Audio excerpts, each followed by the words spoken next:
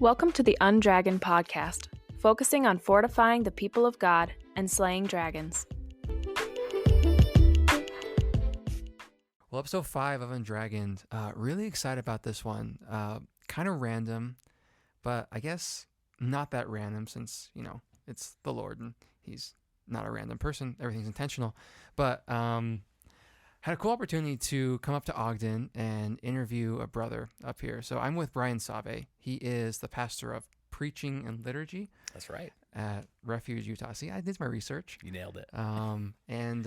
He's an awesome follow on Twitter, unless you don't like women in dresses.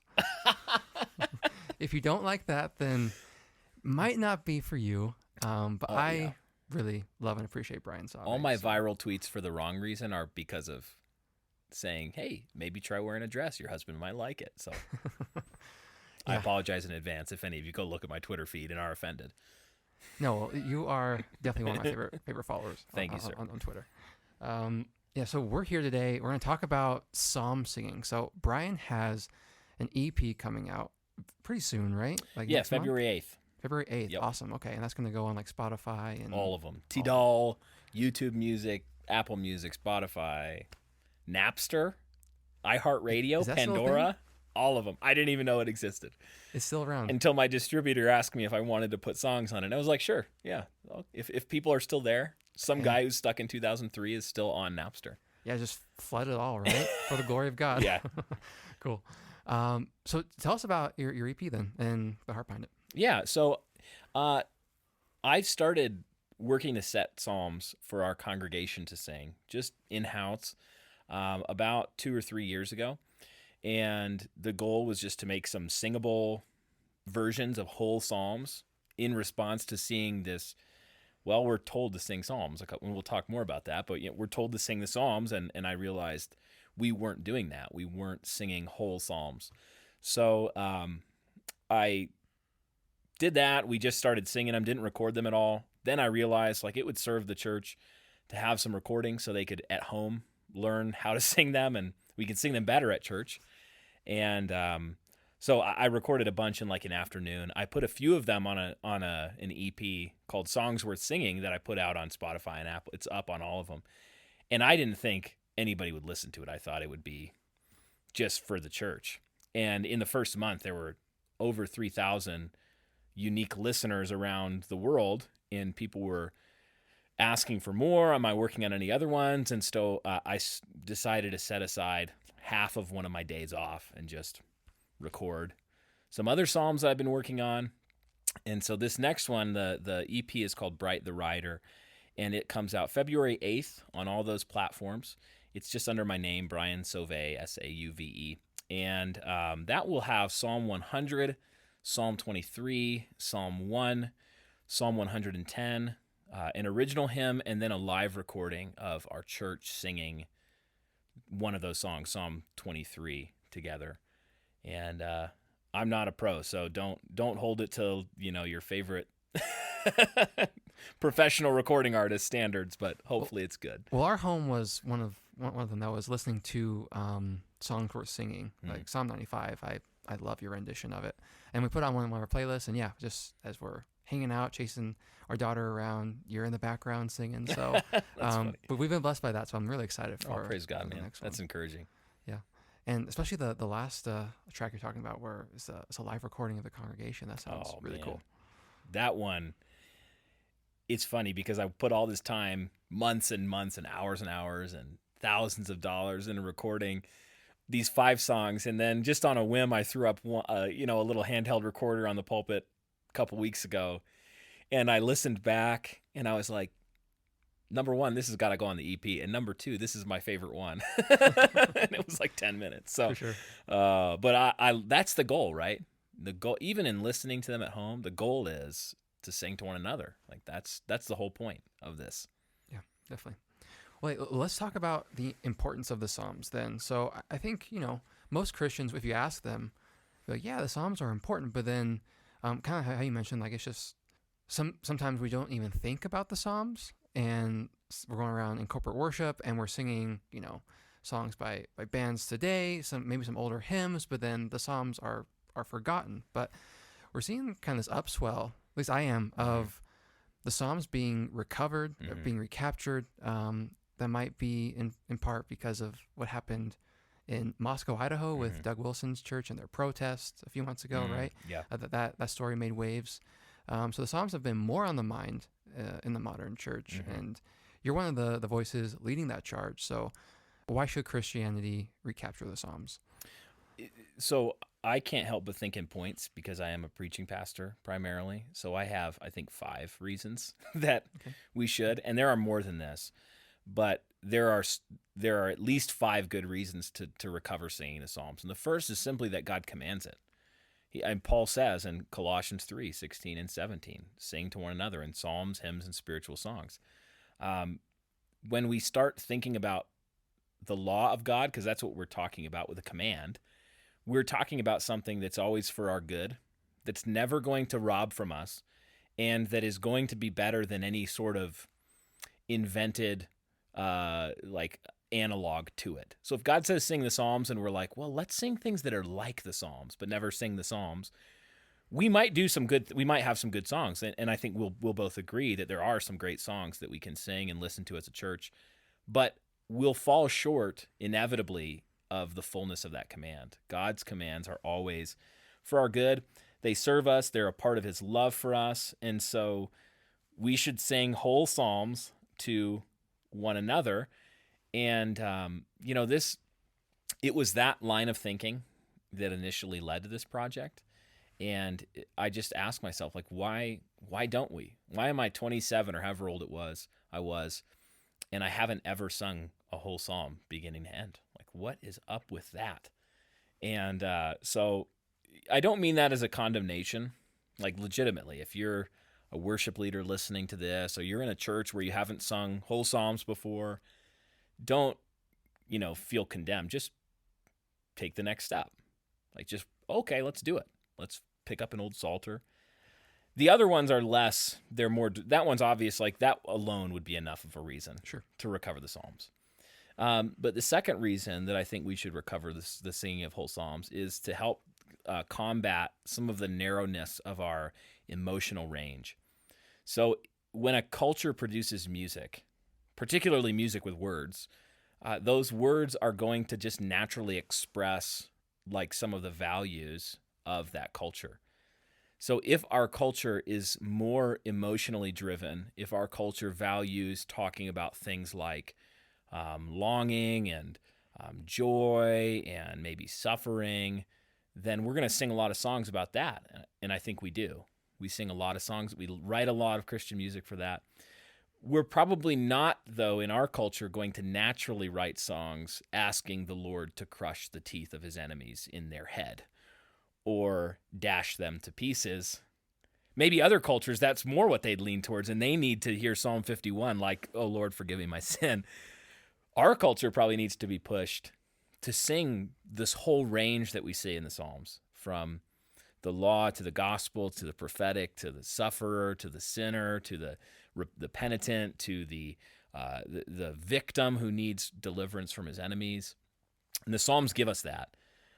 Related, number 3, the Psalms help us combat what I think is an overall effeminacy in our songwriting and worship, meaning that this is true of a lot of different aspects of the church, but the majority of humans in the sanctuary on Sunday in America are women on the average Sunday. Far more women attend church than men.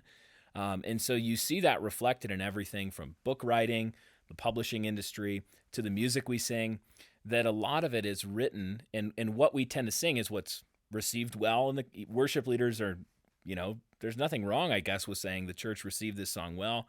I'm going to sing that one more. And so that over time, I think, has shaped a lot of our singing to be more feminine at the sort of neutral, which is fine. Feminine, it's okay, but even effeminate, some songs that just the average blue-collar guy would really feel uncomfortable singing and would feel like he was having trouble distinguishing whether he was singing to the living, holy God or to like a sky boyfriend somewhere, that sort of thing. And so the Psalms help you. I mean, the Psalms they capture deep emotion, but they also have, some of them are triumphal. Some of them are, again, imprecatory. And they were written mainly by a guy named David, who was a male and a king. And so you get a masculine edge in the Psalms that I think is missing in some of the corners of the worship sphere today. And you probably already mentioned what these Psalms are like, but if you could define imprecatory for us. Yeah, imprecatory Psalms are Psalms of imprecation, where you're asking that the Lord would smite, to put it word on the street. We're saying things like, if you go pick up your Bible and read Psalm 3, you are instructed by God to sing this psalm, which invites you to sing, to strike all of my enemies on the jaw, break the teeth of the wicked in their mouth. I will not fear 10,000 foes who circling round against me stand. All of these very much battle-charged. Psalm 149, that we have a song in our mouth and a two-edged sword in our hand. These are very much, at the minimum, triumphal sort of songs and battle songs, but they're also sometimes even imprecatory, where we're praying against the enemies of God for deliverance, which is important. Yeah, for sure. Yeah. Number 4. See if we can get there. Number 4, I also think that the Psalms are essential to our understanding of the whole Bible, and especially biblical theology. So you should ask, why is the most quoted verse in the New Testament from the Old Testament, from the Psalms, which is Psalm 110, verse 1. And it's because the Psalms, actually, if you understand them properly in light of redemptive history, they teach us the story arc of the gospel of the kingdom, the gospel of the kingdom.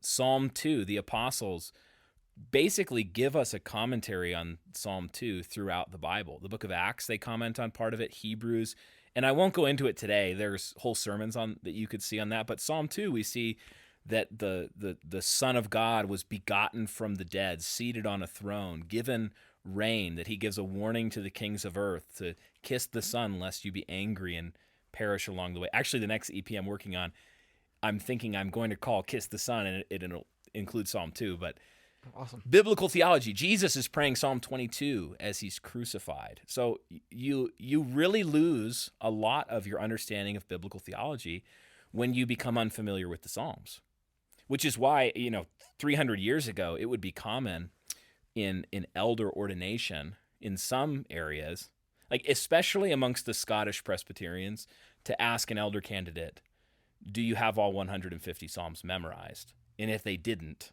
to say, thank you for applying, try again next year. Wow. Right? That would have been a bare minimum. Even Psalm 119. Even Psalm 119, which would be its own two-side album probably by itself. But even Psalm 119, we're singing Before Thee Let My Cry Come Near this Sunday, which is a setting from Psalm 119, 169 to 176. So you can do parts of Psalm 119 pretty comfortably. Sure. Yeah, but all in one sitting, that's intense. There's a reason that chanting was a big way the church engaged with the Psalms musically as well. They would chant. You can, the Theopolis Institute, they have some psalm chants that are really, I think, interesting to listen to, and they're just word for word. The last reason that I would say is that singing psalms is part of our spiritual warfare. That it's like 2 Corinthians 10, 3-5. The weapons of our warfare are not of the flesh, but they have divine power to destroy strongholds and tear down every lofty opinion raised against the knowledge of God. So our spiritual war is happening by wielding the sword of the Spirit, which Paul even says is the word of God in prayer, right, in Ephesians 6. So one of the ways that we pray is by singing corporately. So you can see like the walls of Jericho falling down, not because of battering rams, but trumpets, people making music. Psalm 149 again. There's a theme throughout the Bible that the singing of God's people, it does something, even if we're not fully aware. It's like if we could put glasses on that would like show us what was happening spiritually, when the church, some little, like, we're not a big, neither of our churches that we go to are like huge, big, influential churches. We're just normal congregations out here in Utah.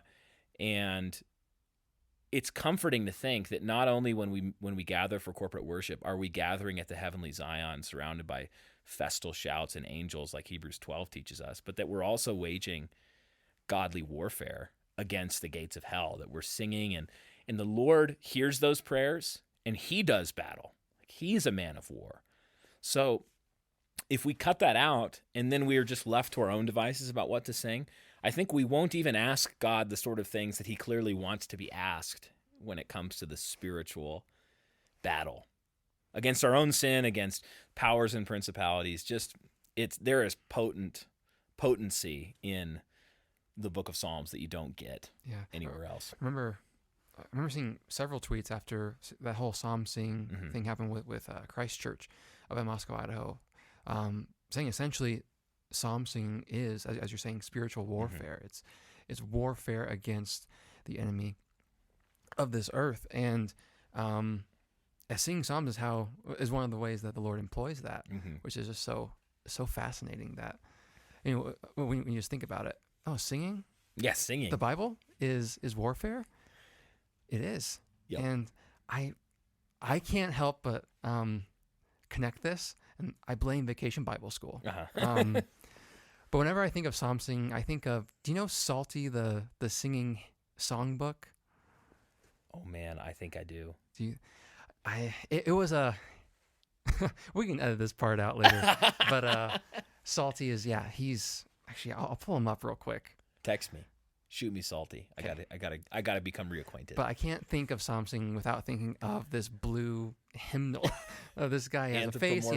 He has hymnal. He has a wife. He has kids. Yeah. It's a whole thing. Hey, related to that, psalm singing is for home too. Bring Salty home. You dads, you can. One of the first songs that we like when guys reach out and say, "How do I get in worship leader or whatever? How do I start singing psalms in the church?" I just say, look up Psalm 23, and this is on my EP, but it's super easy. You don't need it. Like, you don't need my stuff. Just look up Psalm 23 in the 1650 Scottish Psalter, and it's common meter, which means that it's in 8 syllables, 6 syllables, 8 syllables, 6 syllables, which you can sing to the tune of Amazing Grace. And then just sing it.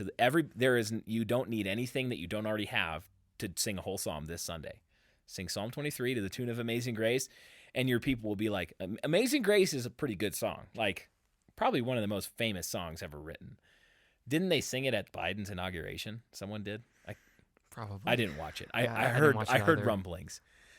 Everybody knows this song, this tune, but you can sing, "The Lord's my shepherd, I'll not want. He makes me down to lie in pastures green. He leadeth me the quiet waters by." And you sing that 4 weeks in a row, I almost guarantee you a lot of your church will have the whole psalm memorized, and they'll know how to sing it. It's glorious. You can do that at home. Dads can do that with their kids at night.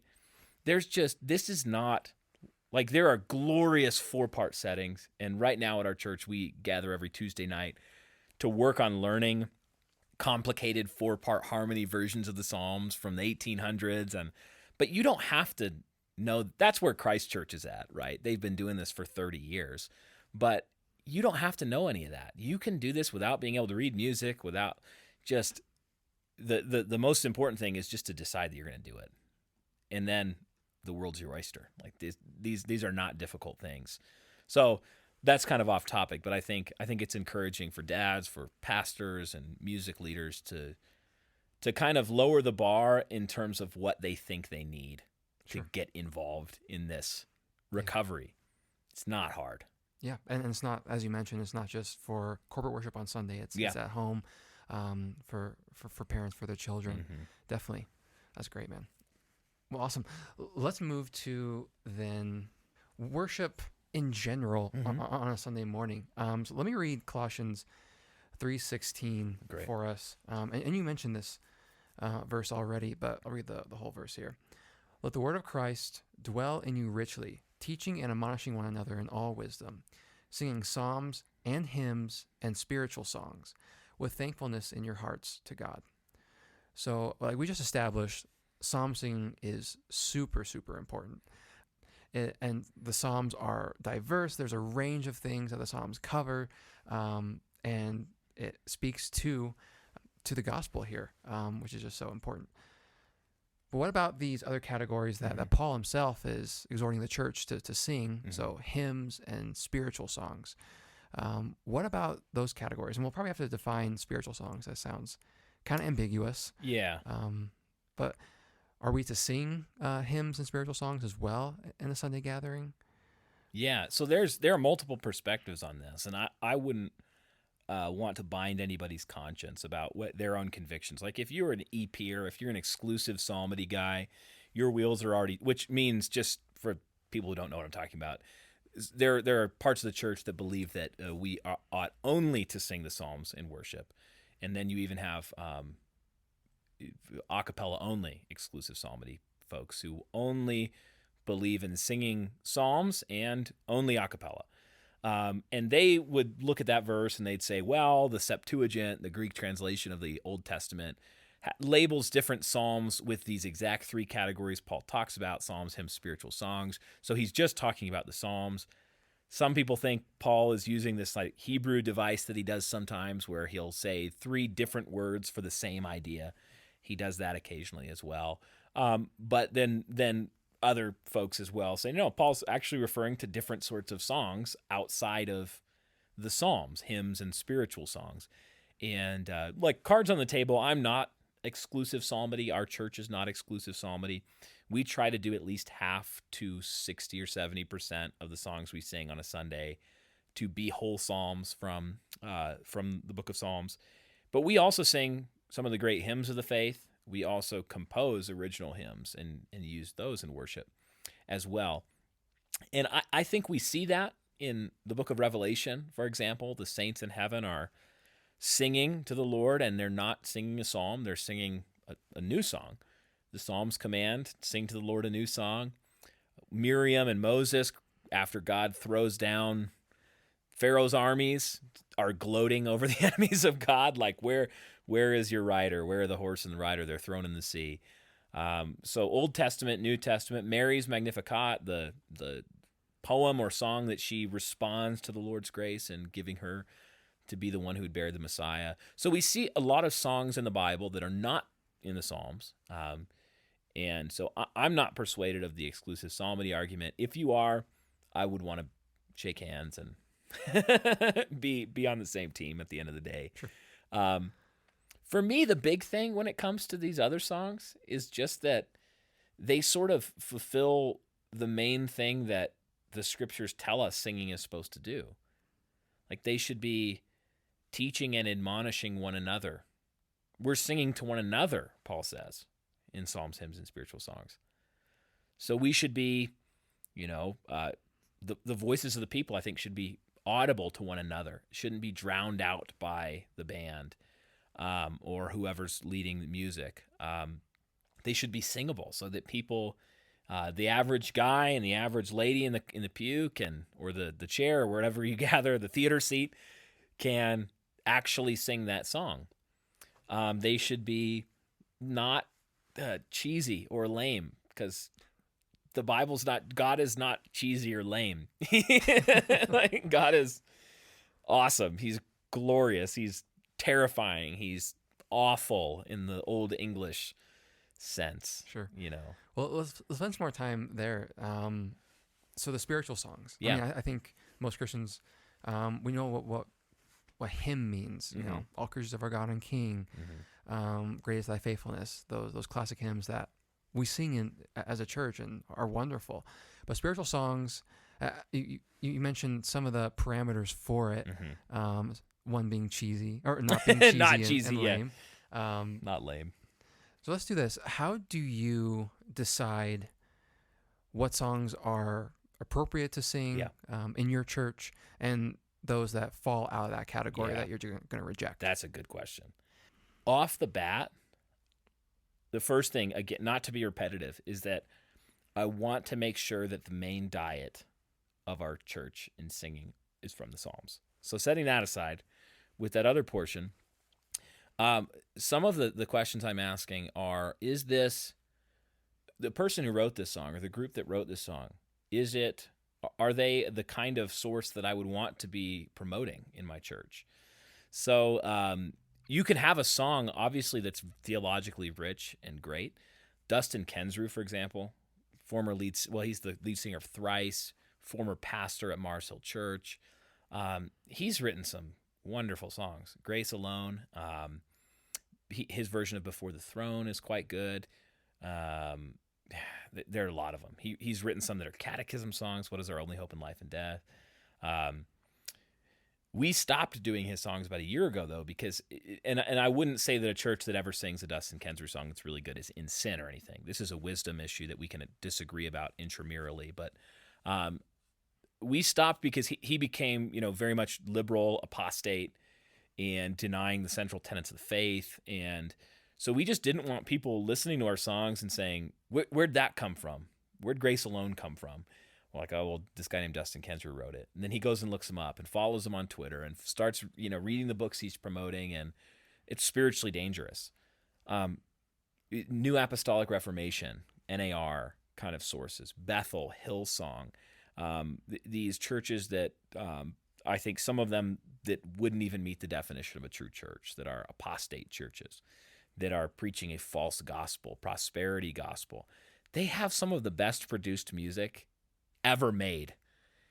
And then I'm not even talking about Christendom. Like, these guys, some of the Bethel music, if you're into like the pop world, is just like, it's professional. Yeah, for sure. It's beautiful, some of it. It's rich musical textures. And I would never want our people to follow them on any platform or learn anything about from their pastors. So that's a big one for us, that really, like, it limits somewhat where we're going to. And it makes us continually evaluate, like with Kensrue's stuff. We're like, we're not going to do this anymore. Obviously, we want songs that are theologically rich, that are true, doctrinally accurate.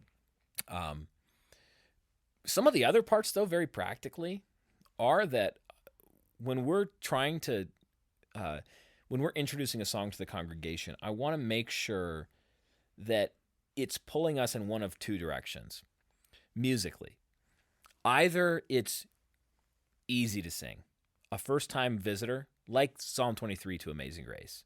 Most first-time visitors, by halfway through the first verse, are singing along in the key of G, singable for men, easy to do.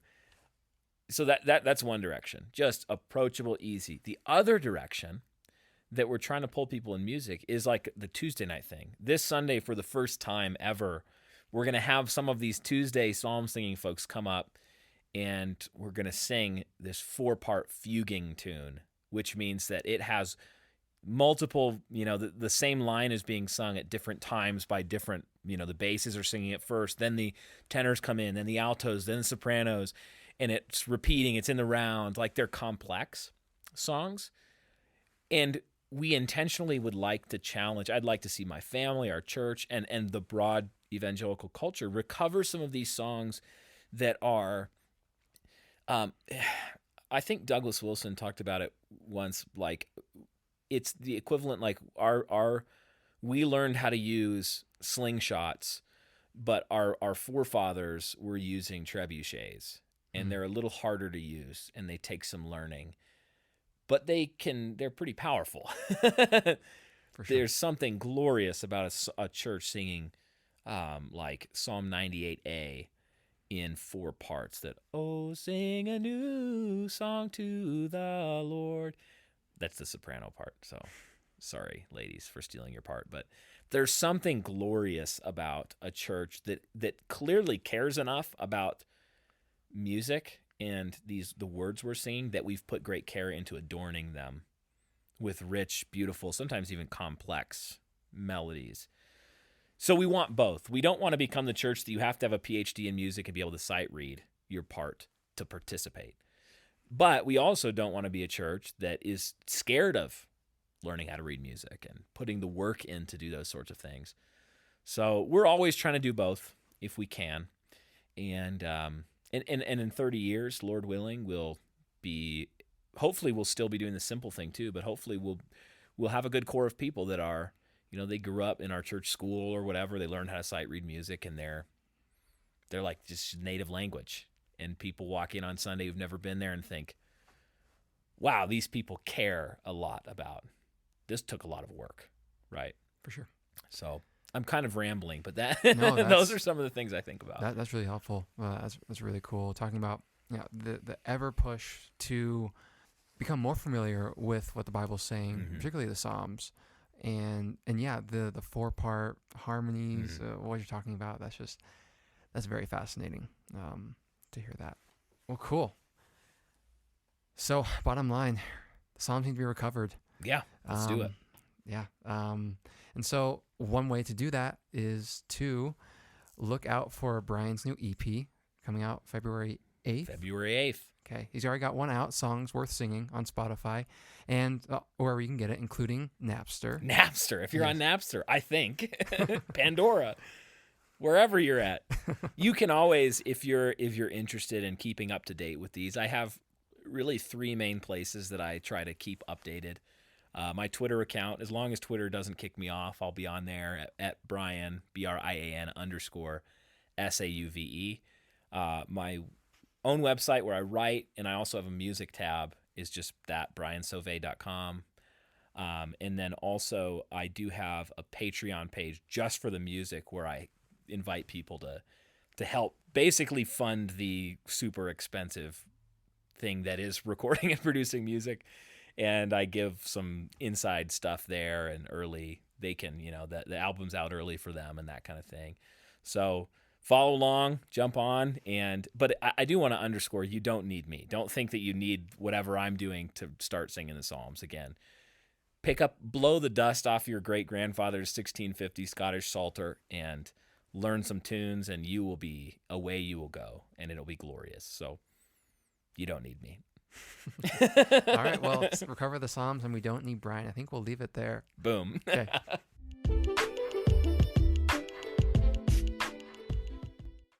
Okay, book review time now. So the book I'm reviewing, it's called Bonhoeffer, Pastor, Martyr, Prophet, Spy by Eric Metaxas. Now, I read this book over 5 years ago. I was on my honeymoon at the time. We were sailing up in Alaska, and I had some fond memories there. There was a cafe area, and I would look out into the Pacific while reading this book here. And Bonhoeffer's life is super important. He lives a very intriguing and fascinating life. If you don't know his story, he was involved in World War II, and he died being found out as part of an assassination plot against Hitler, and he was a Lutheran pastor. And I just did a unit with my 7th graders where we read a graphic novel version of Bonhoeffer's life.